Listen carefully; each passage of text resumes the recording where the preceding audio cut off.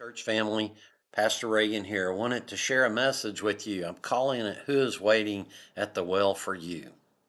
A number of years ago, I had the opportunity to attend a conference. At that conference, a pastor named Albert Tate preached a message from John chapter 4. As he finished up, he asked the question, Who is waiting at the well for you? His sermon covered the first 42 verses of John chapter 4, and I'm not going to share that message with you in its entirety, but I do want us to look at some of the highlights from John chapter 4. You see, in verse 4 it tells us, now he, meaning Jesus, had to go through Samaria. At this time, Jews and Samaritans hated each other, and they avoided each other. Jews would go completely around their country just to avoid having interactions with them. But Jesus knew that he had a meeting at a well with a lady that needed to hear about him.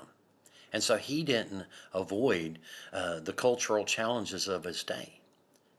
Sometimes we avoid telling our story to others because they're different than us, or the culture sets them apart, or in some way we allow culture to impact us and to help us avoid sharing our challenges. And we shouldn't do that, just like Jesus didn't.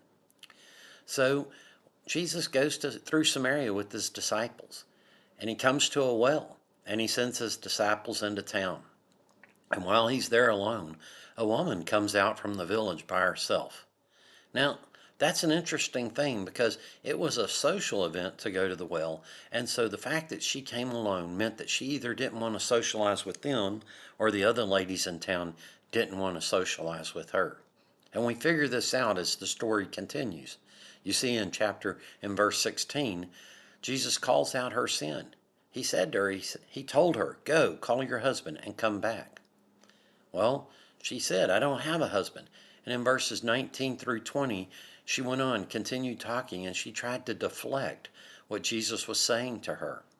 How often, when you have the opportunity to talk with somebody and you either talk about sin or you talk about Jesus, do they deflect and try to change the direction of the story?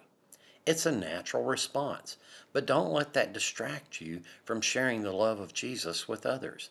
Notice that Jesus continued in his story, and he told her that she was trying to defend something that wasn't really working for her. In verse 28, the story continues, and it tells us that she left behind her old way of trying to satisfy her thirst, and she was transformed. The end result was that she went back to the town, and she told everyone. She said, come, see a man who told me everything I ever did. Could this be the Christ? And they came. And then verse 39, it says, many of the Samaritans from the town believed in him because of the woman's testimony. Yet as you continue to read the story, you see that they spent time with Jesus. And they went on to say in verse 42, we no longer believe just because of what you said. Now we have heard for ourselves, and we know that this man really is the Savior of the world. You see, Jesus changes everything. He just does. If you're a believer, he's changed things for you. And so like Albert Tate asked, who's waiting at the well to hear your story, to hear you tell your story? Invite them. He can change you and he can change them forever. If you are a Christ follower, you have a story to tell. Don't be ashamed of it. Don't let culture scare you from telling somebody that may be different from you or lives in a different place from you.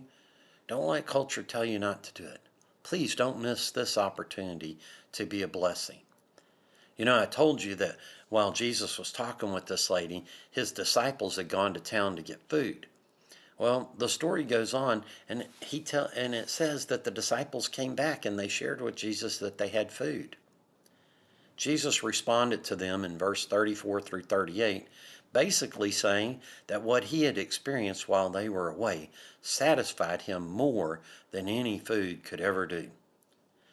The funny part about Albert's story was that he said Jesus had soul food. Someone's waiting for you. Tell your story and enjoy some soul food. Church family, I love you and I look forward to seeing you on Sunday. Have a blessed weekend.